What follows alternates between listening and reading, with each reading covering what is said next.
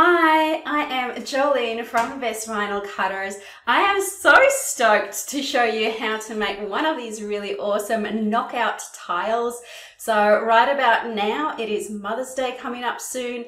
I've made this one for my daughter's stepmother. They don't call her mum, they call her by her name. So I've just done her name here and the kids' names in the middle.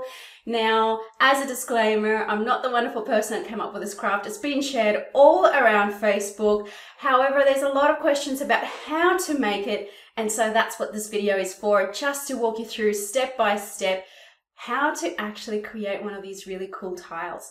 Now, I've also done another one of these tiles, and this one is actually not Mother's Day themed. It's just got Home Sweet Home on it that I want to pop by my front door. So just so you know, there's a lot of different potential for these tiles. I think they look incredibly professional and elegant, as if you bought it in the store, which means they're really good to sell as well. All right, so let's have a bit of a look at what you actually will need for today's video tutorial. So number one, of course, we need a vinyl. Now you need a nice permanent adhesive vinyl for this tutorial. You've got the option of just going all black, which is what we're going to do today. So I've got black for the back word, I've got black for the little inside words. However, you can also go different colors. So in this case, I've used a really beautiful, delicate pink. It's a metallic pink there that I've used for the sweet home that sits in the middle. And I really like it. I think it looks really smashing. So make sure you have some adhesive vinyl. Now I've just got the Cricut permanent premium vinyl here in black. However, I do actually prefer working with Oracle. I find it weeds a hell of a lot easier and transfers a lot easier. So if you haven't bought your vinyl yet, instead of going for the expensive Cricut brand, maybe have a look and go for the Oracle brand instead. Or there's some really awesome packs on Amazon that do really, really well, and they're really well priced as well. Then we need some transfer tape. So this transfer tape here comes in a massive big roll. I know when I say massive, it's massive. This one comes from Amazon. I absolutely love it. I buy it all the time. So if you want the link for this one, just check in the descriptions below. Then we need our green mats. So the green mats is for cutting vinyl. So I've got my green mats. I absolutely love working with baking paper when I'm doing adhesive vinyl projects. It gives me flexibility to move things around. If you've never used baking paper before, I'll show you exactly why it is a must-have. This is good old kitchen baking paper, cheap as chips. So make sure you've got some on hand. And then we just need your weeding tools. So I've got my weeding hook here, and I've got a few extra tools that I'm going to show you that will make life easier. And last but not least, we need some rubbing alcohol. So I don't actually have rubbing alcohol, but I've got this really cool nail polish remover, which is pretty dang high in alcohol. So I'm going to use my nail polish remover just to clean these tiles. The tile itself is just a normal white glossy tile that you can buy from any homeware store. So here in Australia, we've got Bunnings, which is where you go when you love building things and making things yourself. And you can buy these tiles, which you could use for your bathroom or your kitchen. So it's really a building tile. And I forgot the size, so let me just have a quick look. It's nearly 12 inches by 4 inches. It's a little bit off, but 12 by 4 inches is about the size that I'm working with. Now on top of that, you can find a little plate stand from any cheap shop if you would like to have a stand for it so that it sits on something as well. So have a bit of a browse around. There's some links in the description below to help you out, get started with your materials and your supplies. But I think it's time to get going, don't ya? So first of all, we need to hop into Cricut Design Space because I need to show you how to do knockout text as well as how to work with that beautiful flowy font. And then we can get cutting and we can get transferring. So once you've actually created this stuff in Cricut Design Space, this project is pretty quick, pretty easy. So absolutely everybody can do it. Even if you're a newbie, you can do this project. So let's get stuck right into Cricut Design Space now though. All right, so we've got a blank canvas here on Cricut Design Space, and of course we need to pop in a word. Now for this one, I'm going to make one for myself. So I'm gonna go with Mummy, and I wanna have this all in capital letters. And then we need to choose a really beautiful big font, like a little fat font. Now it looks like my Cricut Design Space is gonna be nice and slow today. All right, so I don't mind the Cricut Sums that comes up automatically. It's a pretty nice bold font. However, there's one that I prefer more than this, and it's called Oswald. So if you go to all, so if you didn't see where I was just clicking, I was on the word, and then I went to fonts here, and then I just searched for Oswald. So O-S-W-A. And now you're going to see a free font that comes up here, and we're going to choose the Oswald semi-bold, so the thickest of the thick. So let's click on that and then wait for that to change up. There we go. So it's just that tiny bit thicker. Now I want to move my letters closer together so that when I have this bit cutting through my word, it still reads really easy. And to do that, we can go up here to letter space, and we can just click on this down arrow to move my pieces closer together until you're fairly happy with the positioning of it. If you need to rearrange things even a bit more, you can click on ungroup here, and we can move one single letter up a little bit if we want. I just want to make sure they're aligned. And once you're happy with that, we can select everything again and then just click on Weld to make it one word again. So now that I've got this, what I want to do is to have my nice flowing font running through here. So to do that, we need to go to Google and we need to type in DaFont. So DaFont is a free font site. I'm going to show you how to get the free font here. Keep in mind, if you're selling these items, this font is only for free for those of you doing this as a hobby. So you would need to purchase it. Last time I had a look, it wasn't really expensive, so it's well worth it. Not only just to support the person who created it, but it is the right thing to do anyways. So we're going to click on the font here.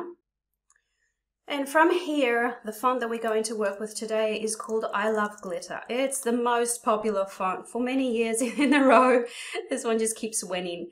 And you can see that it's got this beautiful script font with some little additions like some hearts and some flowy flourishes and whatnot. So from here, what we want to do is to click on download. So download this font for me. It should be quick. And then we're just going to open this folder. So mine's just automatically here on the left. I'm going to click on open. And from here, we want to just install this font. Now I've already got this font installed, so I don't need to do it again. However, I would click on this and I would click on install. From here, we've installed the font to your device. It doesn't actually get uploaded to Cricut Design Space, and this confuses people sometimes. But what we need to do is to refresh Cricut Design Space so that it can pick up the new fonts we've installed to our device. So I'm going to just save this project of mine. I'm going to call it Mummy Knockout and click on save.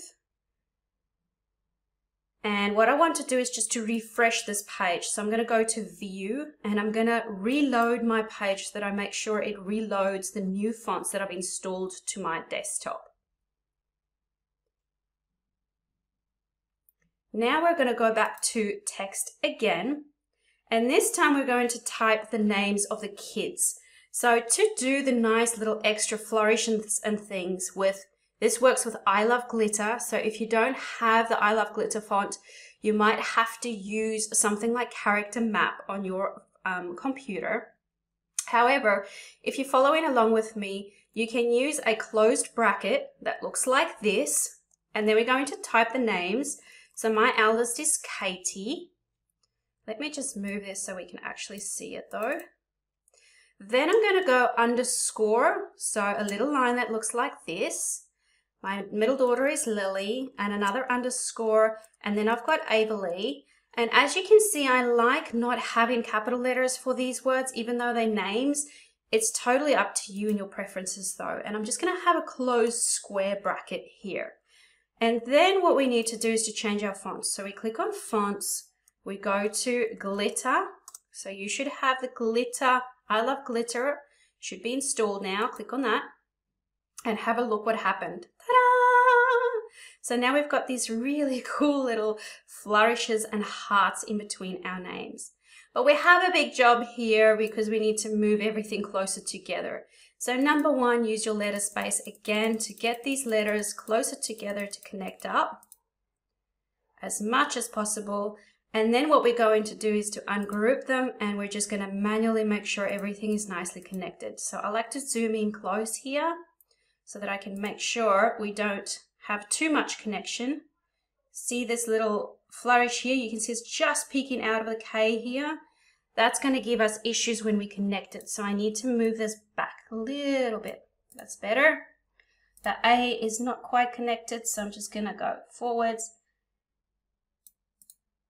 Then we have the T. Now, sometimes when people do this, they don't work with it zoomed in and they don't realize that they go a little bit too far. So you can barely see the K's tail in the A there. But if I go to weld this to make it one word, it's going to color in bits. So see how my K has colored in? If that happens to you, all you need to do is just to move your pieces apart a little bit more. So we just want to back this up a bit more. Make sure that it's connected, but at the same time not in there. Let's try this again. So I'm just selecting everything and clicking on weld. And this time we've got a nice open space. So this font is notorious for actually coloring the letters of the E's and the A's and the K's and stuff. So don't get too frustrated. Just click on undo and then redo it and fiddle with it until it works. Great, that's looking great so far. I'm just going to weld those pieces, and my E's colored in, as I said. Notorious for giving issues. Whoopsie daisies, I don't want to do that. So then just work your way through connecting all of your bits and your pieces here. I'm not going to make you watch me do this. It takes a bit of time and a bit of fiddly work. So I will see you in a minute when I've managed to do it all. Okay, so once you've done that, what we need to do is to drag a box around everything to highlight it. So I'm just clicking and dragging a box around all my letters. And I'm going to click on weld so we can glue each of these pieces together. So this is really, really important. This is going to help remove extra lines that we don't need. So click on weld and you'll see that all of these layers now become one single layer. So we've got two pieces here. We've got our mummy and we've got this piece that's going to sit over the top. So next up, what we need to do is to create an offset around our letters, because currently we won't have a nice bit of white space around our letters, and we need that to make it easy on the eye to read what we're doing. So we're going to click on offset up here. And what I find works really, really well is here where we can choose here where we can choose how big the offset is. I like going with 0.25 to 0.30. So have a bit of a look. Your offset is this blue that's come around your letters. You need to make sure that there's nothing weird that's happening there though. So I find that the round corner just works a lot better than this one. You can try both and see how you go, but I find this one gives me issues all the time. So you can play with a slider to make this bigger or make it even smaller if you want. I find that if I go too small, it really struggles to do what I need it to do. I don't know why that happens. Maybe it's because it's a non-Cricut font. So I like starting at 0.25, and then if I need to go in up to 0.3, I stick with my round corners and I click on apply. Now what we want to do is to grab both of these pieces together and to find the sizing that we're after here. So we're going to size it up properly in a minute. I just want to see how this looks in relation to my word. So I like having a little bit of these lines sticking out beyond my word, but it's personal preference. If you would like to have all your pieces right in the center, we can select absolutely everything here. Click on Align and just go to Center Align, and it will automatically align everything for us. I would like mine just to be a little bit lower. I don't quite like mine right in the middle because I find it's easier to read my word if it's a little bit lower. Right about there maybe. So once you're happy with that, you can click on the fonts and we can remove that. And the reason we're removing that at the moment is because we can only slice 2 layers at a time. So we've got one layer here called Mummy, and we've got one layer which is the offset, which gives us 2 layers. Highlight both of those. So we've got both selected here in the layers panel. And I'm going to click in slice so that I can cut this cloudy little offset right out of the word Mummy. So slice to cut. And then we can just remove those extra pieces. So I don't need these anymore, and I'm going to remove them. So now I have my word Mummy. It looks a bit hectic, but remember that we're going to put these pieces together so that it looks like this and it creates our beautiful little design. At this point, because I want to have both of them in black, I'm going to leave it. If you wanted to change colors, just click on the word you want to change. Go up to this color box up here, and you can easily change the color there to tell Cricut that these are going to be cut with 2 different colors of vinyl. I'm going to go unback. So next up, what we need to do is to measure our plate. So my plate was about 12 by 4 inches. And I like to have quite a bit of white space on the top and the bottom of my word. So because it's 4 inches in height, I'm going to select to work with a 3-inch high word. That will give me a 1/2 inch of space on the top and the bottom, which just helps to create a nice professional look. So here in the height, I'm going to insert 3 inches, and I just need to watch this width and make sure that it doesn't go anywhere close to longer than the plate. So my plate was 12 inches. Let me just double check. I think this is going to be a bit too big for my plate actually. So it is. My plate's not quite 12 inches, so I think I'm going to go a bit smaller in this instance. And I might even go with 10.75. So let me just reduce this one down. 10.75. Perfect. So that's going to give me a really, really cool little decal. And from here, I'm going to click on Make It. Oh, actually, I wanted to show you one thing. You might, with this new offset feature, it is not always a smooth experience, and you might find, just like I have here, that you get frustrated. So in this instance, I had the Home Sweet Home. I made my offset. I'm ready to slice. I clicked on both, and I clicked on Slice here. Something weird happened. So when I take my word home away, have a look at what's happening here. I've got this weird line in here. I've got this tiny bit of here, little bits of pieces poking out. This is definitely not a clean look. It's not what I want. It didn't work very well. The only way that I could fix this from happening was actually to make my offset bigger than what I wanted. So remember how I said I go up to 0.30? Even at 0.30, I was having these really weird things happening. So I ended up having to go quite big. I don't remember if it was 0.35 or something similar to that, in order for it to slice properly. So very often there's an old hack, and you can find this video on my YouTube channel, of how to use print then cut to do your knockout. I still much prefer that. One of my tiles I've made was with the old hack, and one was with a new offset. So I'll show you those in a minute closer so that you can have a look. So now you can see I've increased it, but I'm having even weird things happening with lines coming through my design. So this whole design drove me nuts. This is what happened now when I clicked on offset. So just so you know, sometimes it works, sometimes it doesn't.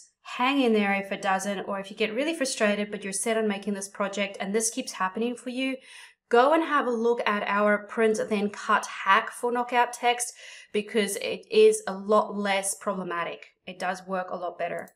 However, let's go back to this project that did work. I'm going to click on continue. I just want to move my words down a little bit here just to separate them out, and click on continue. Oh, and pop on your machine if it's not switched on, otherwise it won't pick it up here. Come on. So all we want to choose here is vinyl. I'm working with normal vinyl. If you're working with something different, choose what's appropriate here. So I just go with vinyl. If your vinyl doesn't come up automatically, you need to go to browse all materials here.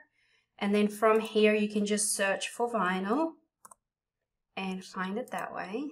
So we've got all sorts of different types of vinyls here. I'm working with a premium vinyl, so I can just choose that and click on done. I like cutting mine on more pressure. I find it's easier to weed when it's cut properly, so I choose more for my pressure here. And I've got all of my blades uploaded and everything else, so we're ready to go. So let's switch over to creation mode. Okay, so first of all, I wanted to show you the two different methods here. This one that's got a lot more white space around it is your offset feature on Cricut Design Space. You can't go too close to the word, otherwise it just doesn't work very well at the moment.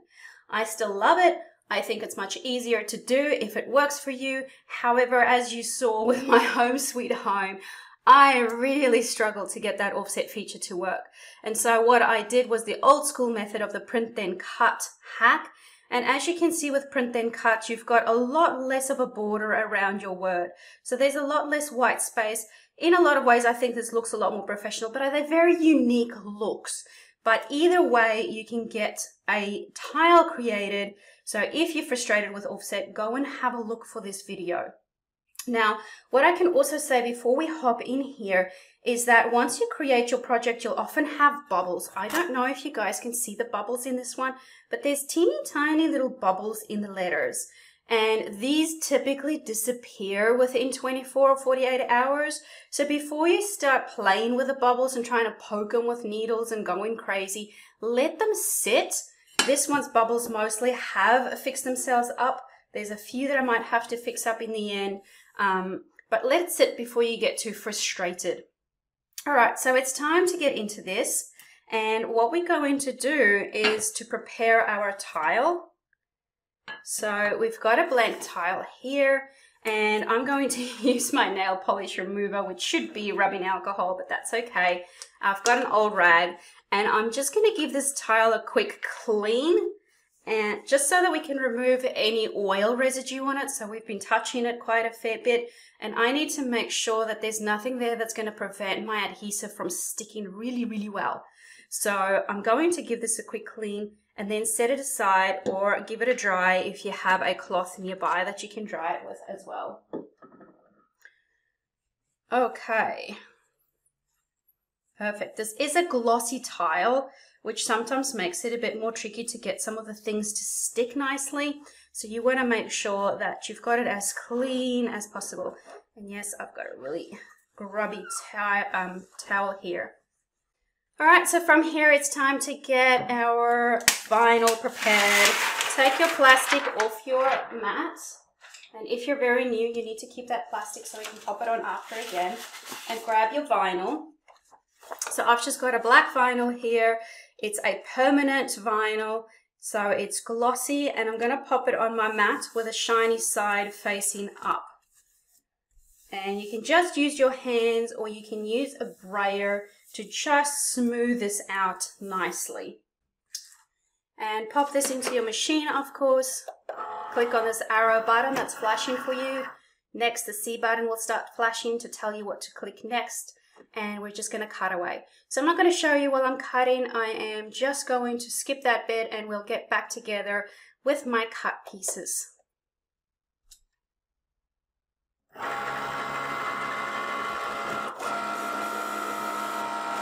Alright, so we have got our pieces cut out now. It's time to remove it from the mat. So you can flip your mat upside down just to remove the vinyl. Pop your plastic back on your mat. Where's my plastic? And we're going to set the mat to the side.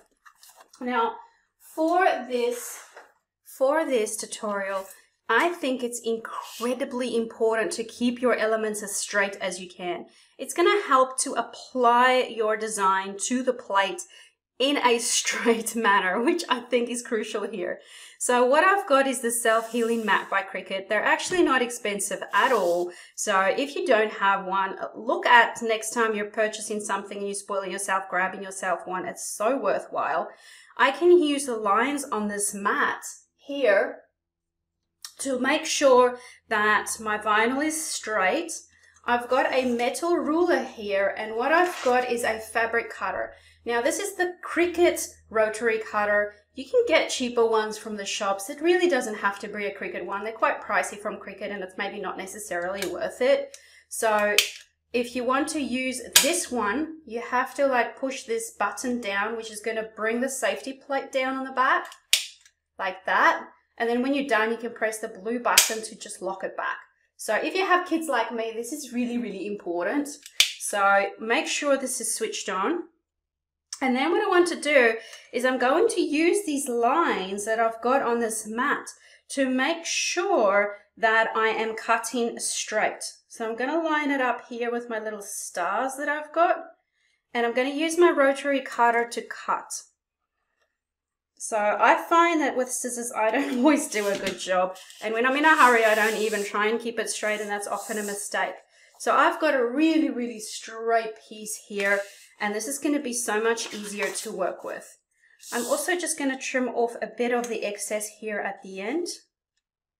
So again, I just want to make sure that I'm working as straight as possible so that when it gets to applying, I know that I'm on track.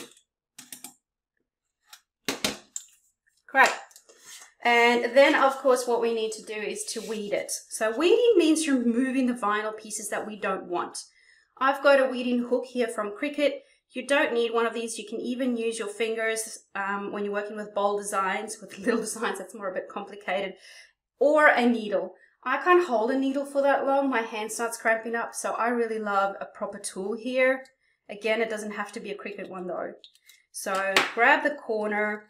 And all I'm doing here is just pulling away all of the excess vinyl that we don't want.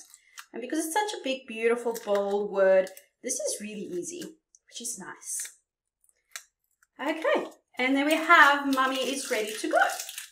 Now with the next one, we're actually going to do a trick of reverse weeding. Reverse weeding works really, really well when you've got tiny little letters. So in this case, we've got tiny letters with flourishes and all sorts of fancy things. And doing reverse weeding is going to save us a hell of a lot of headaches. Trust me, I've tried it both ways. That's why I've got 2 tiles. I was testing out how to make this as easy as I could for you guys. So first of all, let's make sure that we're cutting this very straight. So I'm using my lines, my metal ruler and my rotary blade to cut it as straight as I can. Great. And next what we're going to do is actually not to peel back the vinyl right now, but we're actually going to put transfer tape over all of it. So that's what reverse weeding is. Reverse weeding, and I need a bigger piece in there, so I'll cut a piece in a minute. Reverse weeding is when we leave the vinyl there and then we peel it after it's on the transfer tape. So I'll show you how to do that. Just grab some of my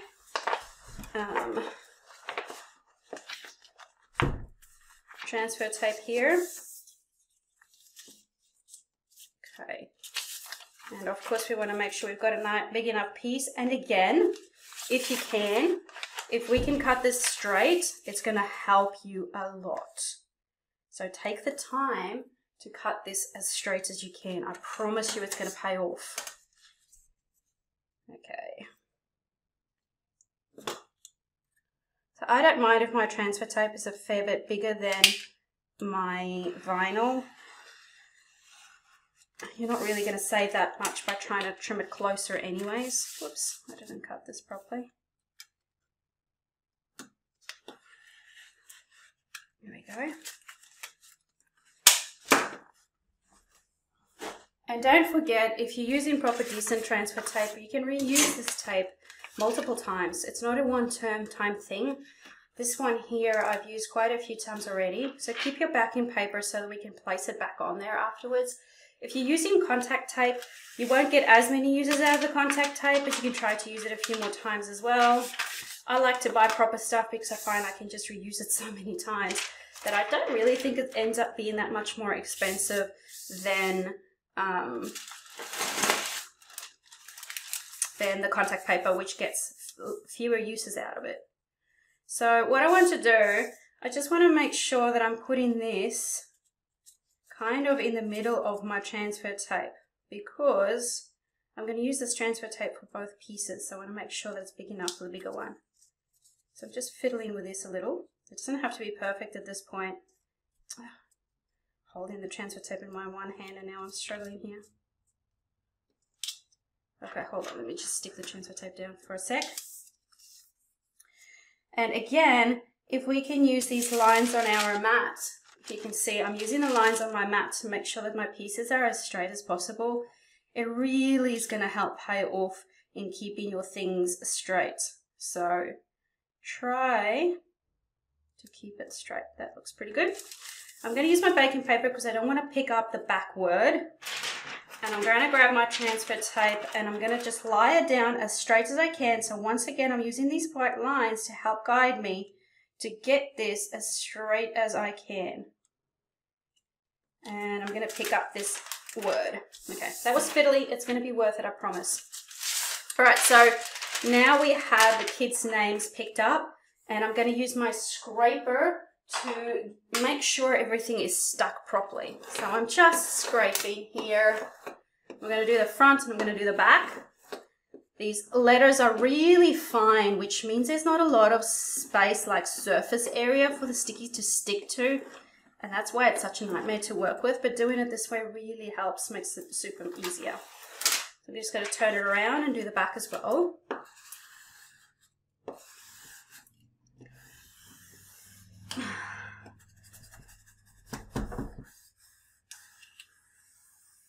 Okay.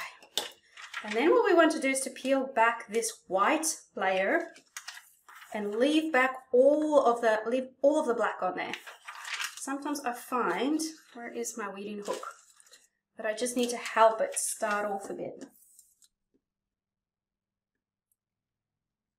There we go.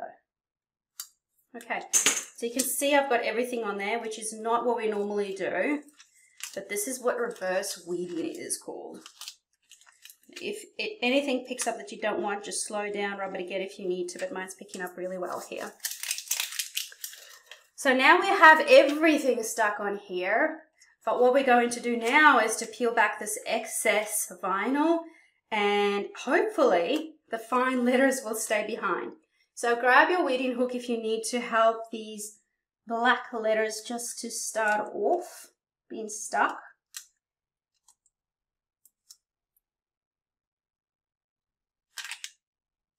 Why is this not picking up nicely?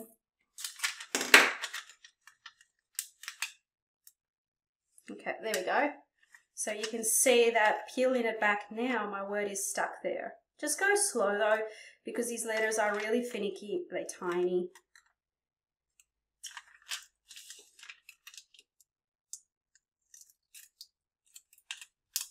And what I sometimes find when I'm doing this is that when all of this gets a little bit too sticky and stuff, just grab some scissors and cut a bit off so that it doesn't get too complicated for you. It doesn't have to be like you're peeling everything off and everything's sticking together and it's a nightmare. So good technique for when you're working with fine things. I've just picked up the dot of my eye. I just need to help that stick down a bit.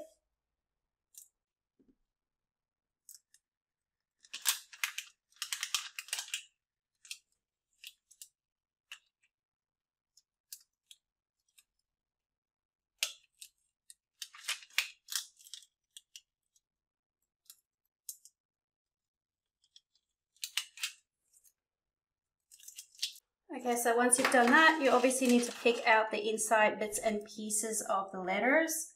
So get rid of those.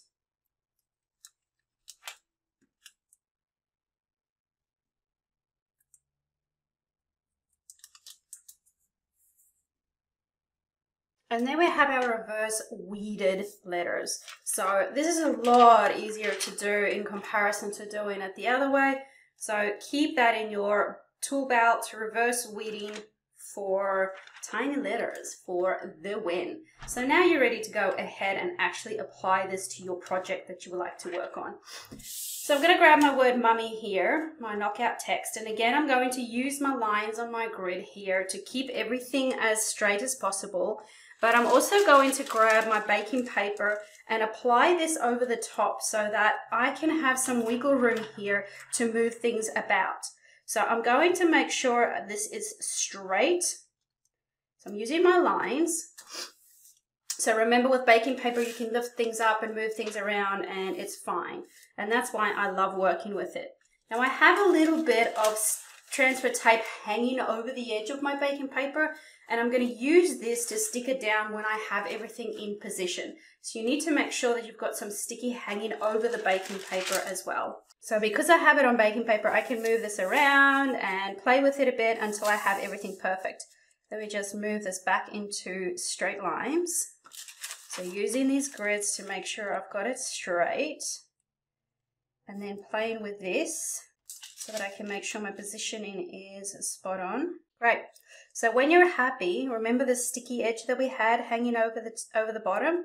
Now is the time to press down on that so that we keep this in the position where we want. So I've applied pressure to my sticky so that I can pull out my baking paper from the back, and now I can just gently lay everything down and everything's going to be in perfect position. Perfect. So now what we need to do is once again use a scraper to apply pressure and to all of this so that we can pick it all up. So I'm going to grab my bigger scraper here this time because the word is nice and big, and apply pressure to the front. Depending on your transfer tape, just applying pressure to one side is enough. With a Cricut transfer tape, I tend to do both sides to make sure it's actually stuck down properly. It's because it's not picking up. Have a look, see? So that's the problem here.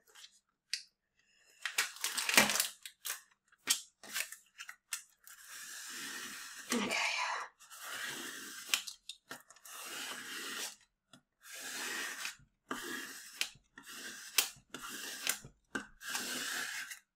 All right, let's see how we go in here. Let's try and pull it off.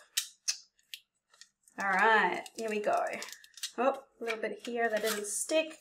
So just lay it back down, give it an extra scrape. Still not sticking.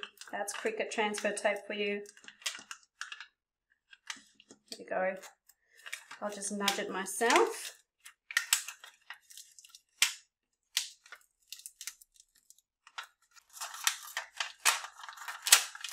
Cool. All right. So we have got all of this on the actual transfer tape ready to go. It's looking pretty cool. Have a look at that. So next up we need to grab our tile.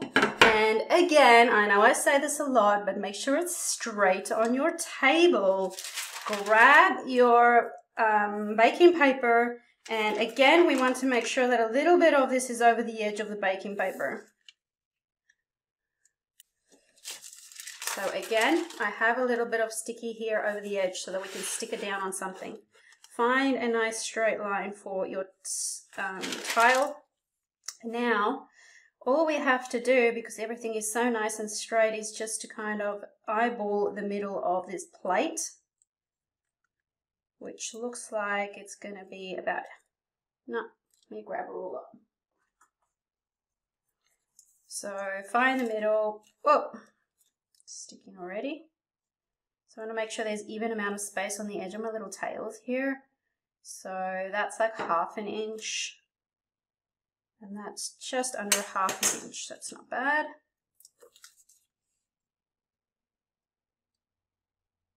I think that looks pretty good. What do you guys reckon? So once you're happy with the placement, stick down that bottom bit. Again, that was over the edge. Make sure it's all good. Perfect, and then we're ready to apply it. We're nearly done, guys.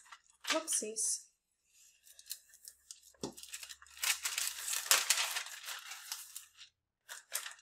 All right, so get that down on your tile and use your scraper once again to scrape away. So remember that we need to get enough pressure on these little fine letters in the middle as well. So pay some attention to them because they don't have a lot of surface area, and it can be a bit more tricky to get them to stay behind if you don't. Sometimes what I find is if you have a stylus, it's got a nice round point so it doesn't destroy your stuff and it's easier to go over the top and make sure that you're actually really getting that pressure on there in comparison to using the big scraper. You might find that you don't need this, but I always have mine close by for in case. And then slowly peel back your transfer tape.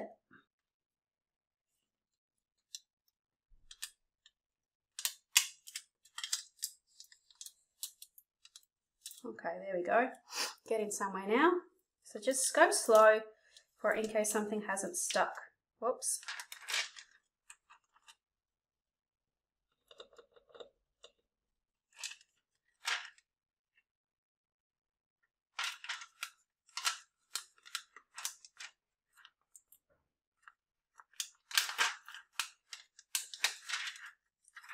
And remember, pulling on an angle like this usually helps as well. So there's a few tricks to the trade, but because we've got a fine little font, just having a bit of patience is always a good idea. And there we go. So I'm going to grab my backing for my transfer tape and put this back on there so I can keep it and I can reuse it for another go. And what you can do is just use your finger to smooth out any of these bubbles that you can see. So we really want to push them to the side. But as I mentioned at the start of this video, I don't stuff around with that too much because I know that many of them are going to disappear over the next little 24 hours or whatever it is. And that's how you do one of these really cool knockout mummy tiles. So here we've got our 3 different tiles. Beautiful. I really like the one that's got the little bit of a pink in it. I think that's just so pretty and elegant. And what you can do now is to grab one of those plate stands, just a cheap plate stand from eBay, Amazon, or a cheap shop, so that you can actually position them to stand up and the person can put it on their mantle or somewhere on display.